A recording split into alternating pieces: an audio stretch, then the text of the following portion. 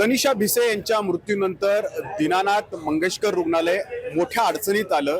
त्यानंतर डॉक्टर सुकृत घैसास यांनी राजीनामाही दिला। त्यापुढे मात्र कारवाई खूपच मंदावल्याचं आपल्याला पाहायला मिळतंय। तनिषा भिसे यांचे पती सुशांत भिसे हे ज्यांचे पीए होते ते भाजपचे आमदार अमित गोरके आता आपल्यासोबत आहेत। पहिल्या क्षणापासून ते यावरती आवाज उठवत आहेत। खरं तर आतापर्यंत जे काही घडलं त्याबद्दल तुम्ही समाधानी आहात का? कारण जे अहवाल समोर आलेले आहेत त्याच्यानंतर पुढे मात्र कारवाई थोडीशी धीम्या गतीने सुरू असल्याचं दिसतं। आणि लक्षात घ्या, कारवाई धीम्या गतीनं पेक्षा त्याच्यात पारदर्शकता यावी। कारण मी वेळोवेळी मुख्यमंत्र्यांना बोलतोय आणि मी आधी सांगितलं की हे प्रकरण जोपर्यंत या प्रकरणात धडीच लावत नाही तोपर्यंत या प्रकरणाचा मी पाठपुरावा करणार आहे। आणि आत्ता जे 3 अहवाल आले, आणखी एक अहवाल येणं बाकी आहे। मध्ये सुट्ट्यांचं काही कारण असू शकतं, पण मी स्लो झाला असं म्हणणार नाही, थोडा वेळ लागतोय। पण कुठलीही गोष्ट पारदर्शकता आणि सगळ्या गोष्टी प्रूफ घेऊन जर झाल्या तर ते प्रकरण चांगल्या पद्धतीनं उघडकीस येईल। त्यामुळे मला असं वाटतं की येणाऱ्या काहीच दिवसात हे सगळे अहवाल आपल्याला हवेत, जे आम्हाला अपेक्षित आहेत तसे प्राप्त होतील। पण तुम्ही समाधानी आहात? नाही, आत्ता तरी मी ज्या पद्धतीनं मुख्यमंत्र्यांनी सगळ्या कमिटीज बसवल्या आणि जे अहवाल आता येतात त्याबद्दल मी समाधानी आहे। पण आणखी फास्ट ट्रॅकवर व्हावं यासाठी मी प्रयत्नात आहे। मी उद्या पुन्हा एकदा माननीय मुंबईत जाऊन माननीय मुख्यमंत्री यांची परत एकदा या विषयात भेट घेतो। आता तुम्ही गुन्हा दाखल व्हावा अशी मागणी या ठिकाणी केलेली होती, परंतु त्यानंतर काही गेली 8-10 दिवस झाले गुन्हा दाखल होण्याची काही प्रक्रिया पूर्ण होतच नाहीये। काही दबाव आहे या प्रकरणात? नाही, दबाव असण्याचं कारणच नाही। मी पहिल्यापासून सांगतोय की एका महिलेचा त्या ठिकाणी मृत्यू झाला, एका आईचा मृत्यू झाला आहे आणि आता सोशल मीडियाद्वारे अनेक आरोप होत आहेत, अत्यारोप होत आहेत आणि त्या परिवाराला पण खऱ्या अर्थानं चुकीच्या काही बातम्या पसरून बदनाम करण्याचं काम केलं जात आहे। तर मला हेच सांगायचं आहे की या विषयामध्ये जी सुरुवातीपासून आमची मागणी आहे ती मागणी आमची कायम आहे आणि येणाऱ्या काही दिवसातच जो अंतिम जो अहवाल यायचा आहे सगळेच त्या प्रतीक्षित आहे, मीही प्रतीक्षित आहे। त्याचा मी पाठपुरावा करतोय, नक्की तो अहवाल येईल आणि लवकरच या विषयाचा निकाल आपल्याला मिळेल। काय नेमकं अपेक्षित काय आहे तुम्हाला? कारण पहिल्यांदा तुम्ही म्हटले होते की गुन्हा दाखल होईल, मग नंतर म्हटले की मुख्यमंत्री म्हणतात कठोरात कठोर कारवाई होईल।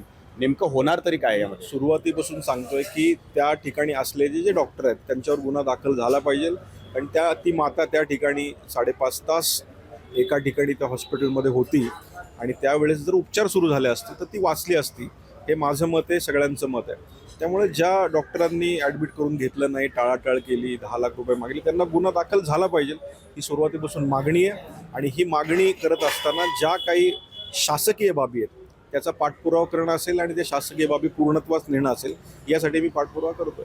खरं तर अल्प उत्पन्न गटातून तनिषा भिसे यांना उपचार देण्यासाठी ते अर्ज पण दाखल करण्यात आलेला होता। नेमकं आपल्याकडे ते पीए आहेत, शासकीय सुद्धा पीए ते आहेत, तर त्यांना नेमकं वेतन होतं किती? लक्षात घ्या, शासकीय पीएची 2 व्याख्या आहेत। माननीय मंत्रिमंडळात जे शासकीय पी असतात ते ऑथोराइज गव्हर्नमेंटकडनं भरती असलेले आणि शासनाच्या वेतन श्रेणीवरचे असतात आणि आमदारांकडं आपण त्यांना घेऊ शकतो आणि वेतन श्रेणी ही त्यांची मिनिमम ठरलेली आहे आणि त्याचं रेशनिंग कार्ड जे आहे हे माझ्या माहितीनुसार केशरी रंगाचं आहे। त्यामुळे तो हे बघा, इथं सगळ्यात महत्त्वाची गोष्ट आहे की रेशनिंग कार्ड कुठं असल्यापेक्षा आज माझी तयारी होती 10 लाख रुपये भरण्याची।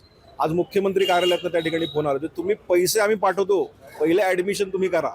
पण ॲडमिशनच तुमचं होत नसेल तर तिथं तुमचे इतर विषय गौण आहेत ना।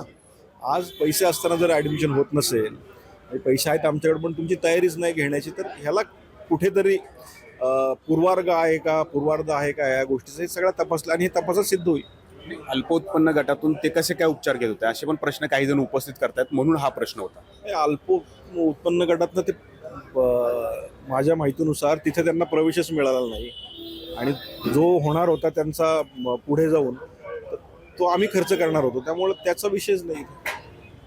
तर अमित गोरके म्हणतायत की माझ्यावरती कोणताही दबाव नाहीये, किंबहुना जे यंत्रणा या सगळी चौकशी करते त्यांच्यावरती कोणता दबाव नाहीये। डॉक्टर सुकृत घैसास यांच्यावरती गुन्हा दाखल व्हायलाच पाहिजे, आजही त्यांची हीच भूमिका या ठिकाणी आहे। परंतु कारवाई का होत नाहीये हा खरा प्रश्न आहे। कारवाई होणार का हाही त्यापुढचा प्रश्न आहे। नाजिम मुल्ला, एबीपी माझा, पिंपरी चिंचवड। एबीपी माझा, उघडा डोळे बघा नीट।